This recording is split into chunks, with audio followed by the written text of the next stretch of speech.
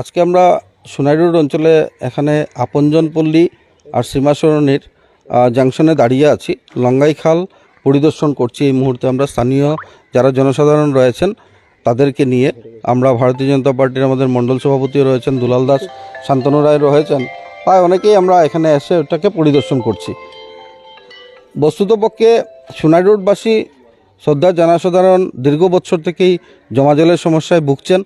তো এই নিয়ে বারবার ওনারা আমার সাথে দেখা করেছেন, আমিও বারবার এই জায়গায় এসেছি কী করে আমরা এই প্রবলেমকে সলভ করতে পারি। তার জন্য বিভিন্ন সময় বিভিন্ন কথা আমরা বলে বিভিন্ন প্রপোজাল আমি ইতিমধ্যে পাঠিয়েছি সরকারকে।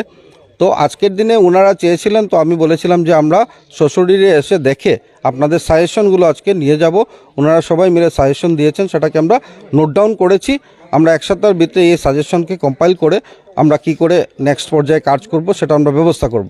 ইতিমধ্যে মাননীয় মুখ্যমন্ত্রী ডক্টর হিমন্ত বিশ্ব শর্মার নেতৃত্বে নগরিয়া পথ নির্মাণের যে আঁচনিটা রয়েছে তার মধ্যে আমি সেই প্রপোজাল দিয়েছিলাম লঙ্গাই খালের বোথ সাইড গার্ডওয়াল।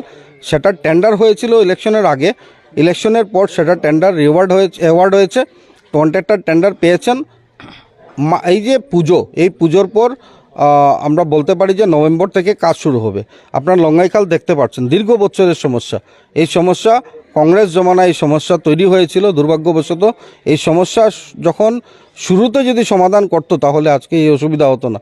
কিন্তু আজকের দিনে এই অসুবিধা হচ্ছে একটা ডিফিকাল্ট ওয়ার্ক, যে বোথ সাইড গার্ডওয়াল বানানো। কেন ডিফিকাল্ট বললাম, আপনারা দেখতে পাচ্ছেন যে এই যে মাল মেটেরিয়ালসগুলো আনবে কোথা দিয়ে আসবে। মোরওভার এখানে এনক্রোচমেন্ট রয়েছে, এনক্রোচমেন্ট যদি ফ্রি করে না দিতে পারি আমরা কন্ট্রাক্টর কাজ করতে পারবে না। তো এই চ্যালেঞ্জিং ওয়ার্কগুলোকে হাতে নিয়ে আমরা চেষ্টা করছি জনগণকে পার্মানেন্ট একটা সলিউশন দেওয়ার জন্য। তার লক্ষ্যে আজকে এখানে আমরা এসেছি। আমরা যে রোড কনস্ট্রাকশন, যেটা রোড রেস্টোরেশনের ব্যাপার রয়েছে, শিলচরের অনেক রাস্তাই খারাপ হয়ে গেছে। আমরা চেষ্টা করে যাচ্ছি। মাননীয় মুখ্যমন্ত্রী মহোদয়ের দৃষ্টি আকর্ষণ করেছিলাম, উনি আমাকে আশ্বস্ত করেছেন যে ওনাকে লিখিতভাবে দিয়েছি। মোরওভার আপনারা জানেন যে শিলচরের উপর দিয়ে ন্যাশনাল হাইওয়ে অথরিটির একটা রাস্তা যায়, সেটা আইএসবিটি থেকে শুরু করে তারাপুর হয়ে ক্যাপিটাল হয়ে আমাদের সোনাই রোড অঞ্চল হয়ে সেটা আউলিয়া বাজার হয়ে যায়। তো এই রাস্তার জন্য মাননীয় ইডির সাথে দেখা করে, ন্যাশনাল হাইওয়ে অথরিটির দেখা করে আমি ওনাদেরকেও সেগুলো কথা লিখে দিয়েছি। ইতিমধ্যে এখানে এনএচআইডিসিএলের ইঞ্জিনিয়ার এসছেন, আমাদের এক্সিকিউটিভ অফিসার শিলচর মিউনিসিপ্যালিটি বোর্ডের উনিও এসছেন, এখানে পিডব্লিউডি রুটসের ইঞ্জিনিয়ার রয়েছেন। অমৃতের যে প্রকল্প চলছে সেটা আন্ডার আরবান সুয়ারেজ বোর্ড, ওনারও ইঞ্জিনিয়ার এখানে উপস্থিত আছেন। তো সবাই মিলে আজকে আমরা জনগণের কথা শুনেছি, সেটা লিপিবদ্ধ করেছি, আর এটাকে রেজলিউশন করে আমরা পরবর্তীকালে সেই কাজগুলো, সমস্যার সমাধানগুলো করার চেষ্টা করছি।